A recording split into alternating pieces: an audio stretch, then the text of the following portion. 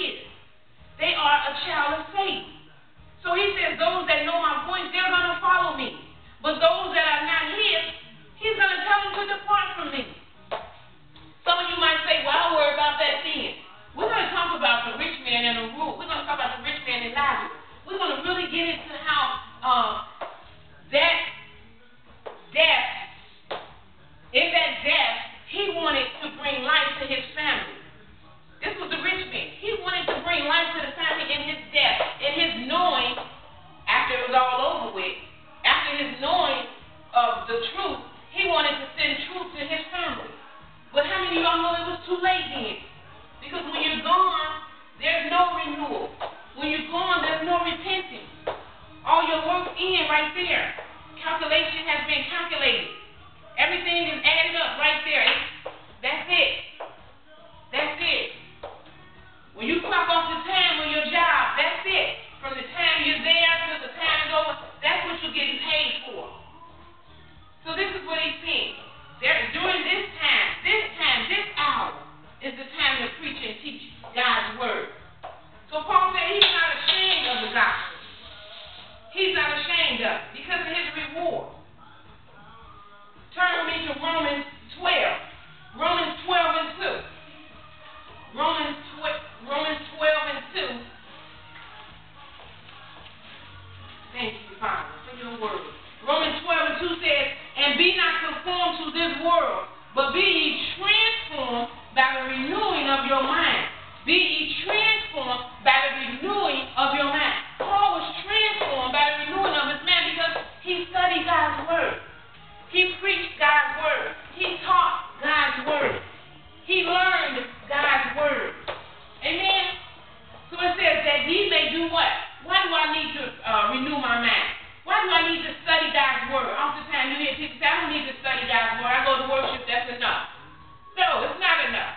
Because God says that when you be transformed by the renewing of your mind, it proves what is good and acceptable and perfect will of God. How will you know the will of God if you don't study the word of God? How will you know who Jesus is if you don't learn who he is? If you don't read who he is?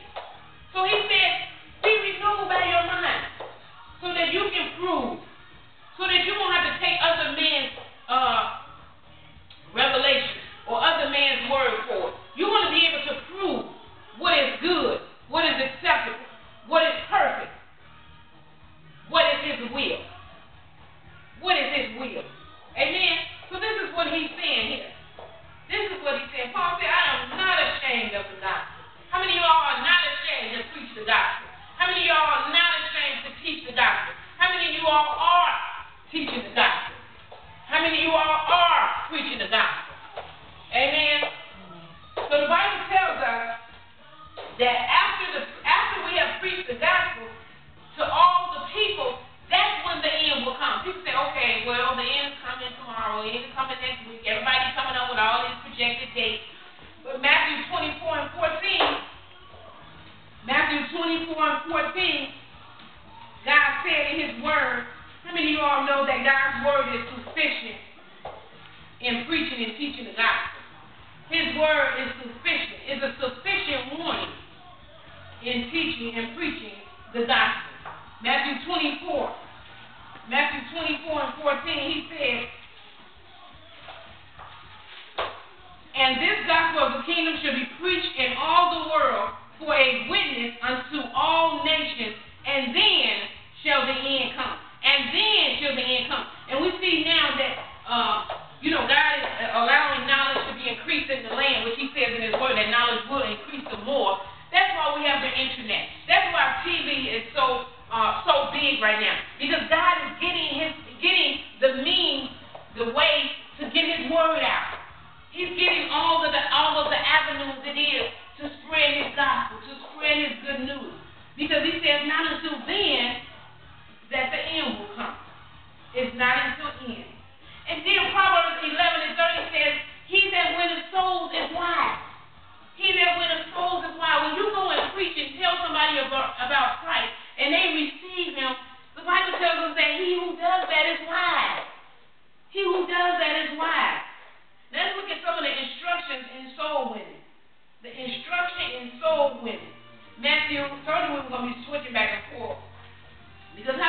know that there's an urgent need for scripture reading. There's an urgent need for scripture teaching. There's an urgent need for people to learn the Word of God. So turn with me to Matthew 4 and 19. Matthew, Mark, Luke, and John. So I want Matthew 4 and 19.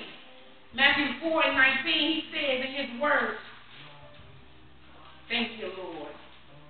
Thank you, Father.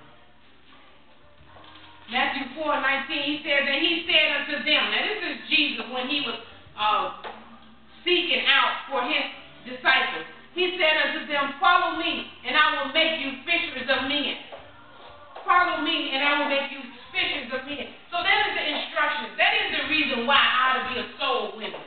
Because I ought to follow Christ so that he can make me fishers of men. Follow God's word so that he can make me fishers of men. That's my instruction. It's to do that. It's to follow him so that I can be fishers of men. This is what he said. Follow him. Why do I want to win souls for Jesus? Why? Why do you want to win souls for Jesus? Why? The Bible is chock full of why, when, where, how. Why, when, where, how, why. Romans 3 and 23. This is a familiar passage. Go with me to Romans 3 and 23 and read with me. Read with me Romans 3 and 23. Thank you, Jesus. Everybody has it? Read with me. For all have sinned. For all have come into the world in the sin nature. For all have sinned and come short of the glory of God. For all have sinned and come short for the glory of God. That's why I want to win souls for Christ. That's why. That's why you should want to do it. Because all have sinned and come short of the glory of God. So if all have sinned, if you see that people have sinned and come short of the glory of God, that means that in the end, they're not going to be with Christ. So my thing are to want them to be with Christ so much so that I'm going to spread the gospel. I'm going to tell my brothers and sisters who they are to receive. Amen. So this is what he's saying here. Thank you, Father. Thank you, Lord. In Romans 3 and 10, he says, as it is written, there is none righteous, no, not one. There is none righteous. We're only righteous through who? Through Jesus, through Christ. We have been made right standing only by Jesus Christ. We have been made right standing because of him, only by him. God shows us all truth. He shows us all truth, and it's in his word. Turn with me to Romans 1. Romans 1. He gives us instructions on daily life. He warns us in the things that are out there trying to lurk us, trying to hurt us, trying to keep us from knowing who he is. He gives us instructions. That's why my title today is God's Word is Sufficient Warning. His word is sufficient in warning those that need to hear the gospel, that need to receive the gospel. This is what he's saying. So Romans 1, starting at verse 18,